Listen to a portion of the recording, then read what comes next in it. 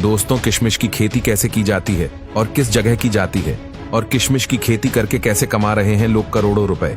आज की इस वीडियो में हम जानेंगे किशमिश कैसे बनता है। दोस्तों, किशमिश बनाने के लिए अंगूर चाहिए, इसलिए बड़े बड़े बागानों में अंगूर की फार्मिंग की जाती है।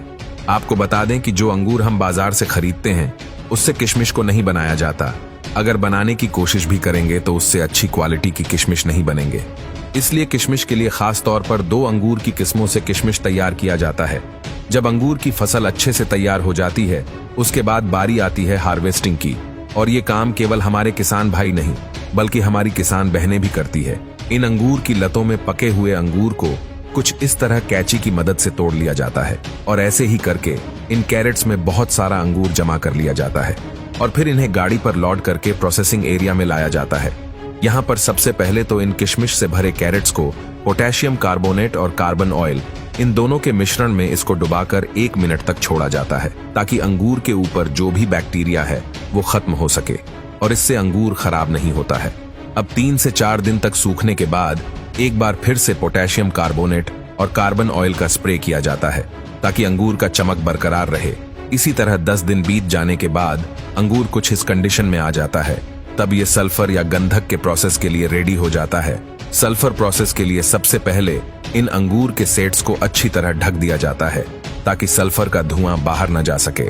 अब उन सेट्स के चारों तरफ छोटे छोटे गड्ढे किए जाते हैं और उसमें भूसे को डालकर उसके ऊपर सल्फर पाउडर डाल दिया जाता है और फिर सल्फर को जलाने के लिए उसके ऊपर जलते हुए कोयले को रख दिया जाता है और रात भर सल्फर का धुआं अंगूरों पर लगता रहता है। इससे अंगूर तेजी से श्रिंक होने लगता है।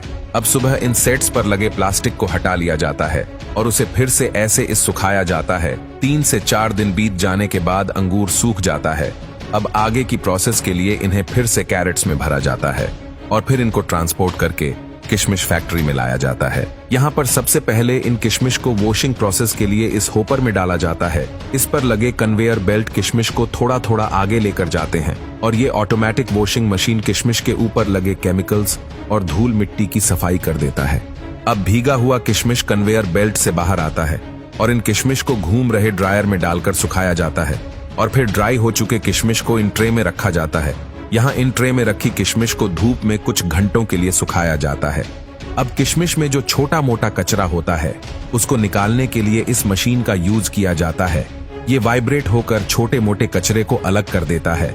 उसके बाद ये किशमिश कन्वेयर बेल्ट की मदद से ऊपर जाता है जहाँ ये इस खास मशीन में गिरता है जो कि किशमिश में लगे डंठल को अलग कर देता है और बाकी का खाली किशमिश आगे चला जाता है और ये कचरा इस ट्रे में जमा होता रहता है। अब आगे ये खास मशीन किशमिश की ग्रेडिंग करता है। ये अलग अलग साइज की किशमिश को छांटकर अलग करता है और फिर आगे ये सेंसर किशमिश के कलर के हिसाब से भी किशमिश की ग्रेडिंग करता है और जो सबसे बड़ा और अच्छा रंग वाला किशमिश होता है वो मार्केट में ऊंचे दाम पर भेजा जाता है। तो अब इन किशमिश को पैकिंग एरिया में भेजा जाता है और इन किशमिश को अलग अलग क्वांटिटी के पैकेट में पैक कर दिया जाता है।